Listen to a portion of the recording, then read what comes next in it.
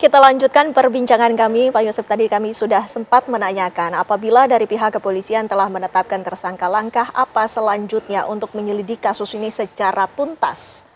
Ya, apabila sudah penetapan tersangka kan artinya sudah proses penyidikan ya. Proses penyidikan kan tentu sebenarnya alat buktinya sudah jelas, tinggal dilakukan penguatan-penguatan. Hanya pertanyaannya, apakah proses pengusutan ini hanya sampai pada orang-orang yang ada di lapangan, dalam istilah lain dalam level taktis.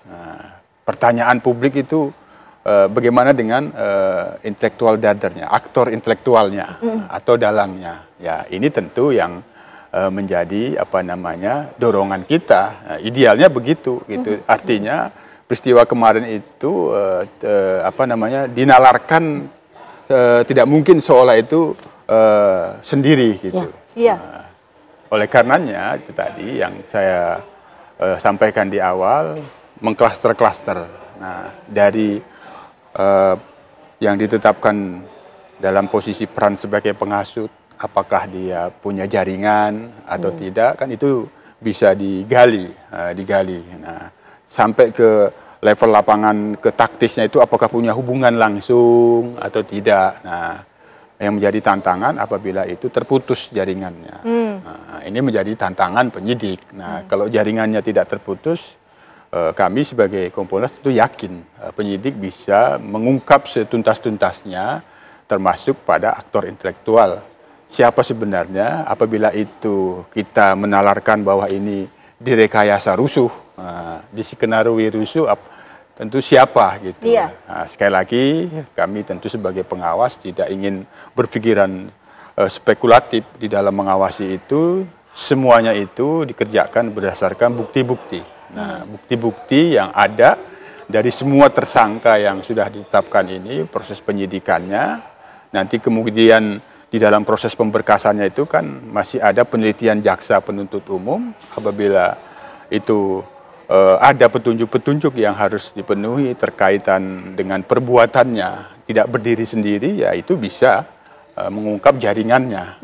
Hanya sekali lagi tentu kami juga mengerti bahwa apabila di dalam peristiwa kemarin itu ada faktor teknologi informasi yang bekerja, saya kan mengacak beberapa potongan-potongan yang itu hasutan. Hasutannya itu memang sistematis gitu.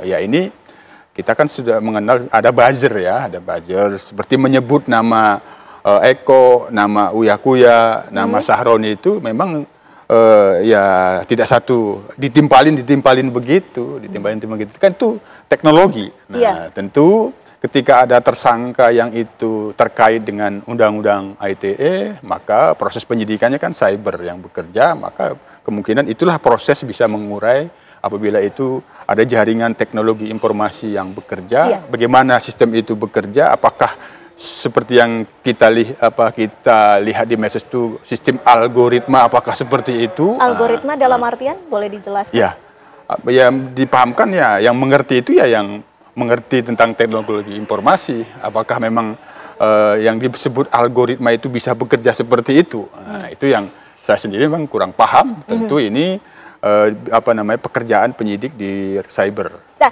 tapi Pak Yusuf, untuk satu akun ini kita bisa asumsikan bahwa ada orang yang anonim ini mengajak seseorang untuk melakukan perusuhan ataupun melakukan anarkistis tersebut. Tapi kita juga bisa asumsikan bahwa satu orang ini memegang akun yang ribuan. Ya, yaitu kan sistem computerized yang bekerja. Nah, akun-akun itu kan sistemnya kan komputer. Nah, sama halnya yang kejahatan cyber di luar peristiwa kerusuhan itu kan pola kerjanya kan seperti kejahatan penipuan. Yang itu terkait dengan belanja online, itu kan ada penipuan, kan sistemnya juga jaringan. Misal menggunakan rekening, tapi dalam fakta rekening itu ya bisa dipinjam atau diatasnamakan, atau hanya tempat transit. Nah, katakanlah hasil penipuannya 100 juta, dalam rekening itu transit dipecah ke banyak rekening, sudah menyebar-nyebar, itu kan harus ditelusuri.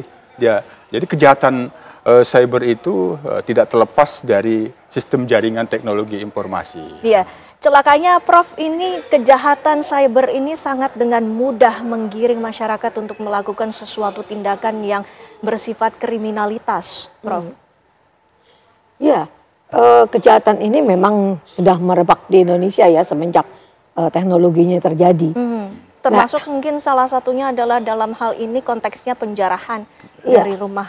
Iya, karena publik. Memang di media massa sosial itu ya, itu banyak sekali itu ya tayangan-tayangan yang live, gitu kan ya, yang live.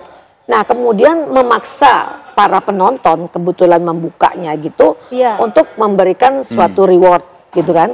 Nah, kemudian mereka menanyakan di mana alamat si A, alamat si B. Nah, mereka berkomentar langsung. Di sini, di situ. Nah, mereka tahu. Nah, inilah yang tadi mungkin dikatakan bahwa ini semakin seperti bola salju, menggelinding besar dan terus gitu. Dan ini yang merebak. Ini memang sudah diketahui gitu loh oleh barangkali kita nggak tahu ya siapa yang membuat skenario gitu kan, menggunakan hal ini gitu loh. Ini memang jaringan yang paling empuk gitu loh, paling mudah mencapai sasaran dan tepat sasaran, yaitu dengan cara teknologi tadi. Nah, ini karena apa? Anak-anak Gen Z saat ini itu namanya teknologi itu ya memang mereka.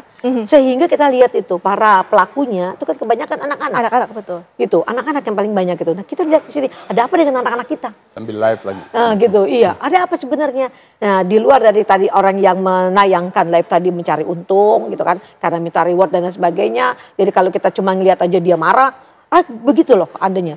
Dia bilang marah gitu kan, kok nggak ngasih apa-apa gitu kan. Nah, seperti itu. Kita memang melihat saat ini Indonesia itu sudah dikuasai oleh cyber seperti ini. Tetapi pemerintah kita belum mengarahkan untuk bagaimana menggunakan cyber ini agar memberikan keuntungan bagi masyarakat. Tapi yang terjadi kerugian. Nah, buktinya kayak judi nggak bisa ditutup kan jaringannya gitu loh. Nah, bagaimana jadi? Harusnya sih negara hadir. Lantas bagaimana sesungguhnya Pak Yusuf untuk membedakan mana informasi yang fakta dan mana yang memang digiring opininya, Pak Yusuf? Ya, itu tadi di dalam proses penegakan hukum ini kita mendorong ya polisi tidak bekerja secara konvensional, tapi juga perlu bekerja secara teknologi karena kerusuhan anarkisme kemarin itu diakses secara terbuka menggunakan teknologi informasi yang itu di dalam media sosial. Seperti terjadinya penjarahan di rumah para anggota DPR itu dan menteri itu memang disebut di dalam media sosial itu secara beruntun menyebutnya gitu. Jadi ya kita mendorong dalam hal mengusut kerusuhan, penjarahan dan anarkisme itu Polri tidak bekerja secara konvensional yang biasa-biasa saja, tapi bekerja sesuai dengan teknologi informasi, termasuk nantinya SOP penanganan unjuk rasa itu ya perlu dilakukan penyesuaian dan perubahan seiring. Kalau dulu kan demonstrasi itu kan sistemnya korlap, sekarang korlapnya teknologi, teknologi korlapnya. Nah, tujuannya?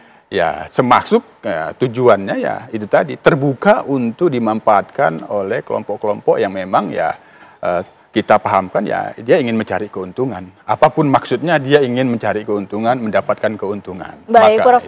Singkat saja mungkin Anda ingin menyimpulkan sesuatu sebagai kata penutup. Ya, kerusuhan ini harus kita cari siapa yang menjadi dalangnya gitu loh. Kalau yang terjadi di lapangan itu hanya para pelaku gitu kan, tapi kita siapa yang menjadi desainernya itu sendiri. Nah, itu yang kita harus temukan. Saat ini kan belum ketemu. Mungkin pihak Polri sudah melakukan pekerjaannya dengan baik. Tadi ditambahkan dengan secara teknologi.